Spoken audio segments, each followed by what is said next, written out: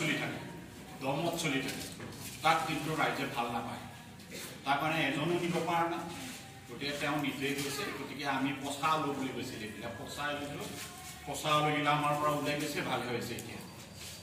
এতিয়া যাই হওক, যোৱাকালি দৰংগাত মিটিং হৈছিল আমাৰ, আগাৰমাছাৰ আহিছে, বহুজনে ইয়াতে যোগদান কৰিছে ইউ পি পিনত। এইবাৰ ৰাইজে যিহেতু তুলনা কৰি চালে, আগাৰমাহ মহিলাৰ চৰকাৰ আৰু এই বৰ্তমান প্ৰমোদ বড়ো চৰকাৰ তুলনা কৰি চাই যথেষ্ট ৰাইজ এতিয়া বুজি পাইছে কি কৰিবলৈ গৈ আছে। বহুতো কথা দিছিল, কথাখিনি এটাও ৰাখিব পৰা নাই। চুক্তি বুলি কৰিছিল, বহুতো অনুষ্ঠান প্ৰতিষ্ঠান, আমুকৰ তামুক পঢ়াম, তমুকৰ তমুক পঢ়াম, এটাও নাই। এইবিলাক দেখা পাই আছে। গতিকে দেশকে এটা ভোটৰ বিনিময়ত এটা জব বুলি কৈছিল, চাকৰি দিম বুলি কৈছিল, সেইটো